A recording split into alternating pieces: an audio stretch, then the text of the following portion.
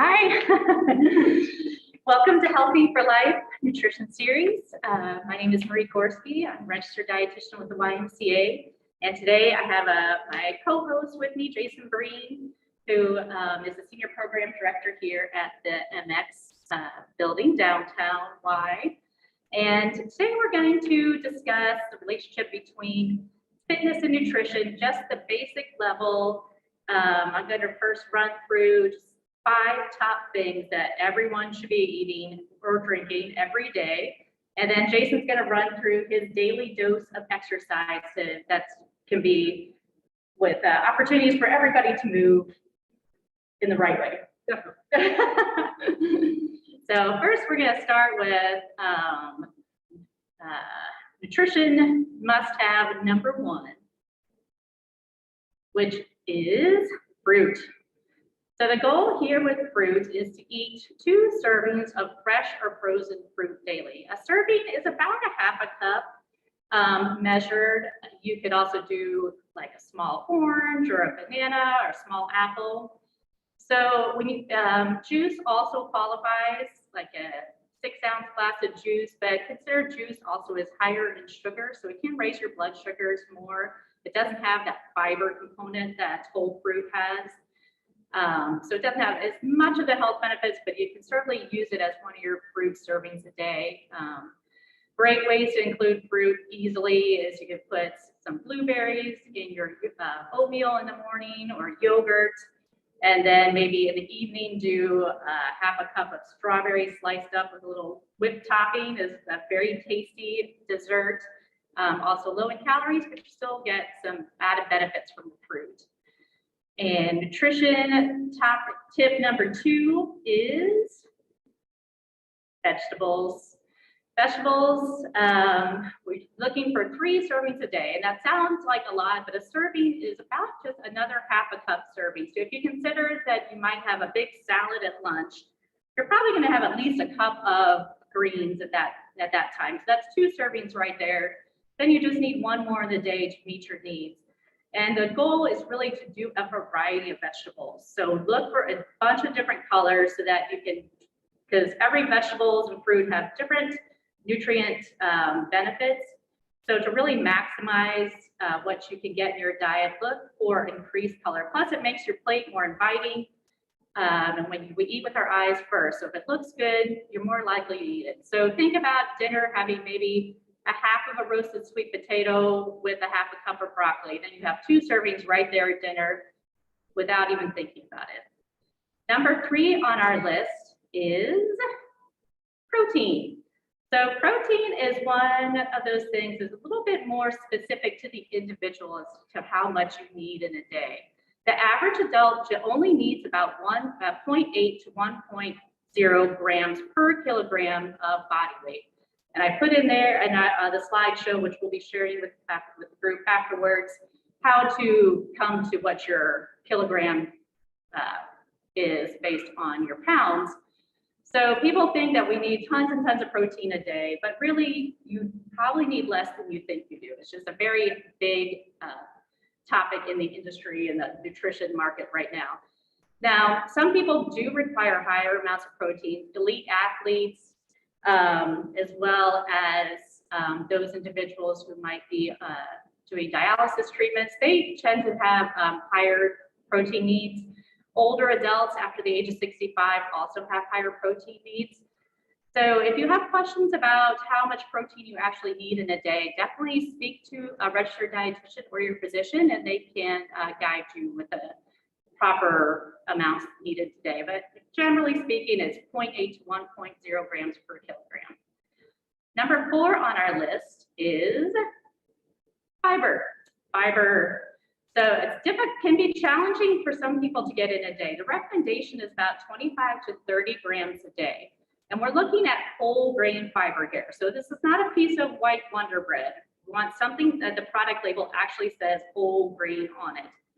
So in addition to whole grain bread that you might get in the grocery store, there's a ton of options out there. You could do brown rice, quinoa, barley, even corn taco shells, popcorn. These things all count as whole grains.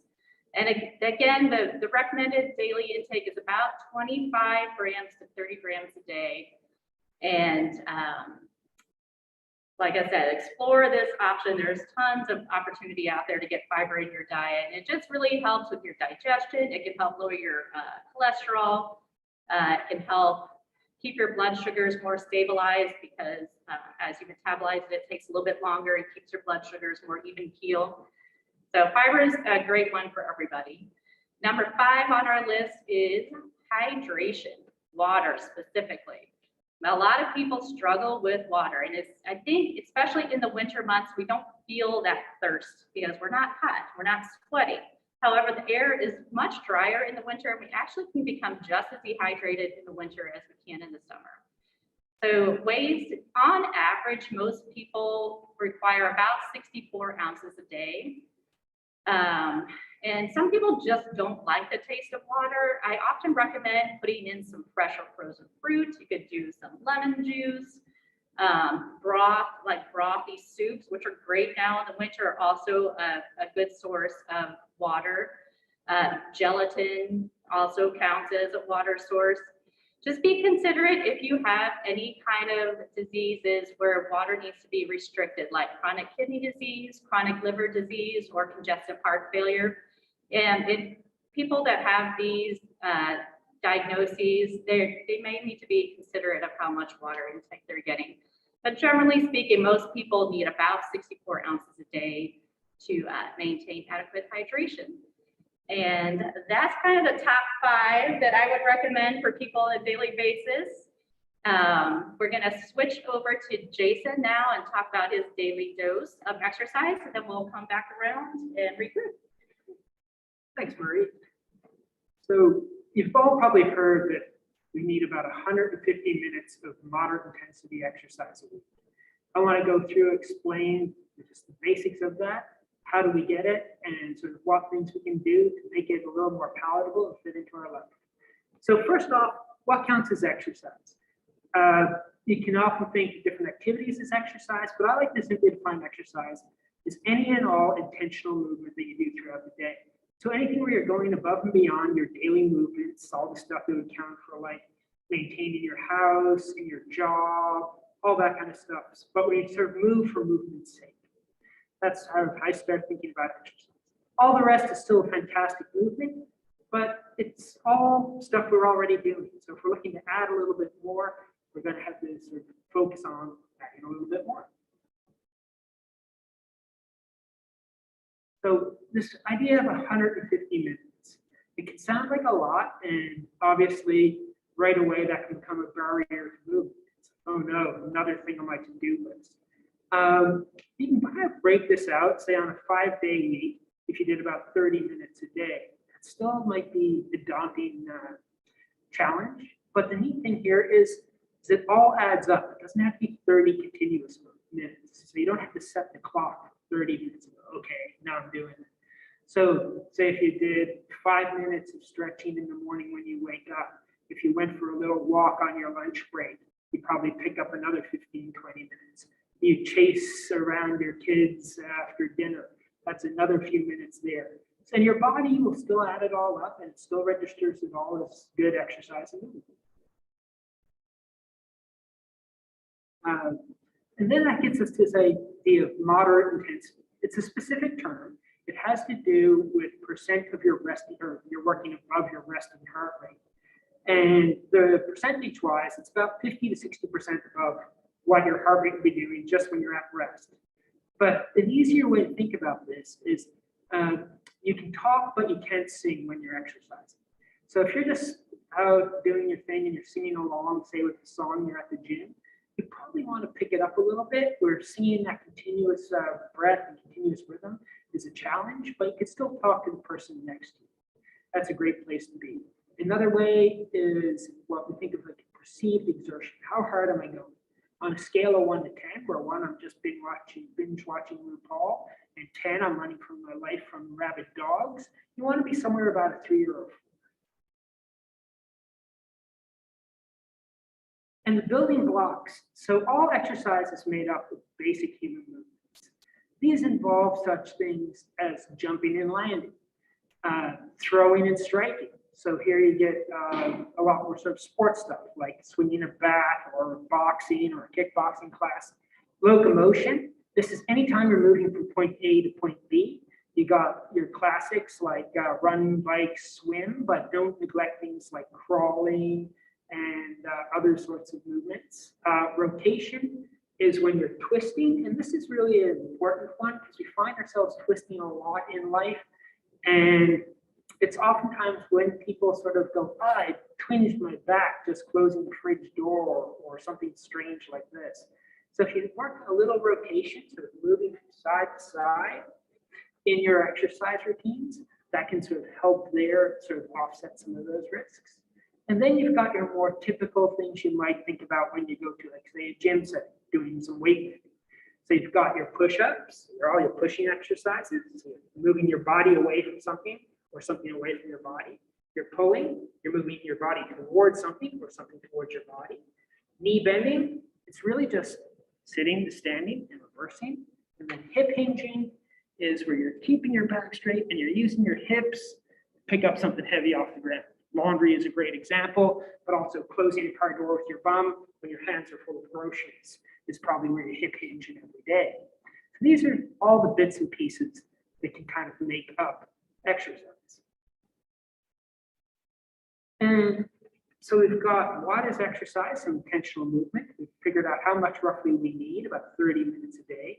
And we know that there are these 6 sort of basic categories of movement that will make up our movements. So putting it all together, I think that play is probably the best way for most people to think about moving.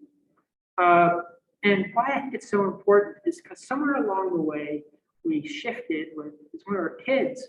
Play was fun, it was joyful. We didn't have to be encouraged to do it. If you have kids in your life, you know they will run just for fun. But somewhere along the way, exercise has become to do for us, one more thing on our list to check off, or perhaps an outright punishment, where we're saying, oh, I have to exercise because I ate too much cake or something like that. And that isn't the most fantastic way to approach movement. So think about going back to when you were a kid and just engaging in some play. Maybe chasing your animal around the yard would be a great way to do it. Playing with family members, joining a team or a group. These are all wonderful ways. You'll feel your heart rate get up to that 50, 60%, no problem. You'll run, jump, squat, throw, push, pull, twist without even knowing it. And over the course of a week, they'll all add up. So I think it's important to remember to have some fun. You deserve it, and that movement shouldn't be punishment for us. So I want to leave you with a little challenge. Over the next 2 weeks, I want you to play as often as you can each day. So you don't have to set a clock and set a play date with yourself. But if you're in the kitchen doing dishes, do a little dance. If you are out for a walk, think back to being a kid and walk along the curb, heel to toe, sort of balance beam stuff. Sort of recapture some of that joy, experiment with movement, and have fun. And don't be afraid to have some fun. You totally deserve it. Thank you, Jason. That was awesome.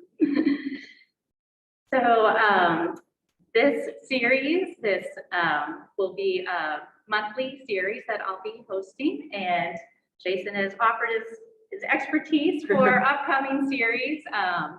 Please follow the community health website where we will be posting. We'll have this video recorded as well as the upcoming videos. We're going to explore a ton of different topics over the rest of the year. And like I said, 3 more that will be exercise related. And we're going to get a little bit more into the nitty gritty of nutrition and exercise and how they work for specific athletes throughout our upcoming sessions. And additionally, I will be speaking more to a wide variety of nutritional topics throughout the year. So stay tuned. Also, if you would like to work with me one-on-one as to do nutrition counseling, I am accepting new clients now. We have a waiting list available. Jason is always looking for new members to join here at this beautiful MX building downtown Y. We're currently in the yoga studio, which we do hot yoga here. It's awesome. And there's just a ton of opportunity here. So please join us or one of your other Ys and get out there and have fun. Thanks for joining us. Thanks, Marie. Thanks, everybody.